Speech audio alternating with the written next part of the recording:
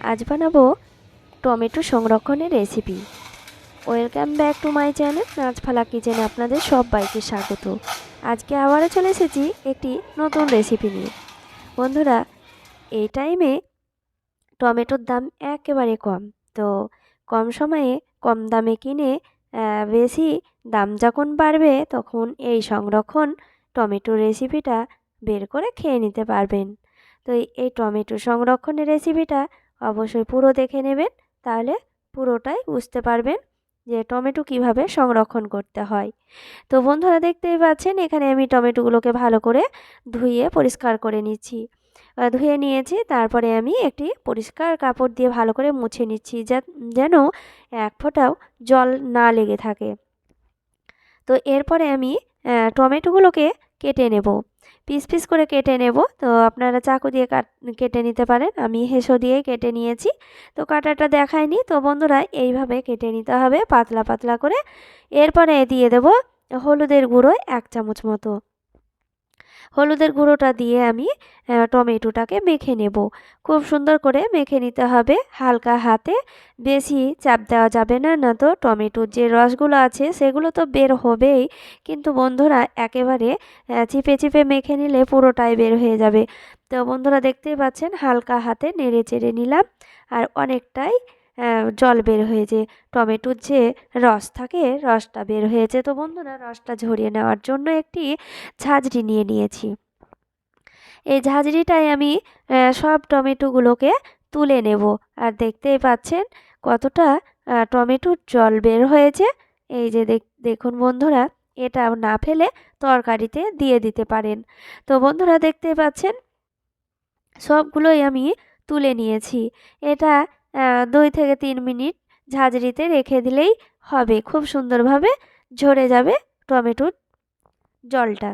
এরপরে আমি চলে যাব ছাদে, কড়া রোদে টমেটোগুলোকে শুকিয়ে নিতে হবে। প্রথমে আমি নিয়ে নিয়েছি একটি পরিষ্কার কাপড়, কাপড়টাকে আমি বিছিয়ে নিয়েছি, তারপরে কাপড়ের ওপর একটা করে এইভাবে টমেটোর পিসটাকে দিয়ে দিতে হবে। আর কড়া রোদে এই টমেটোগুলোকে শুকিয়ে নিতে হবে। এটা 2 দিন লাগবে শুকোতে। তো বন্ধুরা, একেবারে খুব সুন্দরভাবে শুকিয়ে যাবে। তো দেখতেই পাচ্ছেন আমি এইভাবে পুরোটাতে দিয়ে দিয়েছি। তো এইভাবে আমি শুকিয়ে নেব আমি 2 দিন। তো বন্ধুরা, 2 দিন পর আমি চলে এসেছি, দেখতেই পাচ্ছেন তুলে নিয়েছি টমেটোর পিসগুলোকে। তো দেখতেই পাচ্ছেন কতটা মুড়মুড়ে হয়েছে, একেবারে সুন্দরভাবে শুকিয়ে গিয়েছে। তো দেখুন বন্ধুরা, এরপরে আমি দিয়ে দিচ্ছি আবারও কিছুটা হলুদ গুঁড়ো। হলুদ গুঁড়োটাকে আমি নেড়ে নিচ্ছি। হলুদ গুঁড়ো দিলে পোকা লাগে না, নষ্টও হয় না। তো মেখে নেওয়ার পর এখানে আমি কাচের বয়ম নিয়ে নিয়েছি। এই কাচের বয়মে আমি রেখে দেব। আপনারা চাইলে অন্য কিছু পাত্রে রেখে দিতে পারেন। তো বন্ধুরা, দেখতে পাচ্ছেন আমি মেখে রাখা টমেটোটাকে দিয়ে দিচ্ছি। আমি সবগুলোই ঢেলে নিচ্ছি, আবার প্লাস্টিকেও আপনারা রেখে দিতে পারেন। তো এইভাবে আমি সবগুলোই ঢেলে নিলাম। তো এরপরে আমি মুখটিকে লাগিয়ে নেব। খুব ভালো করে মুখটাকে লাগিয়ে নিতে হবে শক্ত করে। আর এরপরে আমি প্লাস্টিক জড়িয়ে আমি ফ্রিজে, নর্মাল ফ্রিজে রেখে দেব। তো আপনারা ডিপ ফ্রিজে রাখবেন না। তো বন্ধুরা দেখুন, এটা নর্মাল ফ্রিজে রেখে দেবেন। আর এটা অনেক দিন পর্যন্ত খুব সুন্দর থাকে। আর যখনই আপনারা রান্না করবেন তখনই বের করে 5 মিনিট জলে ভিজিয়ে রাখবেন। সেইভাবে 5 মিনিট পর ওরকম যে কোনো রেসিপিতে আপনারা দিয়ে দিতে পারেন, একেবারে সুন্দর কালার থাকবে।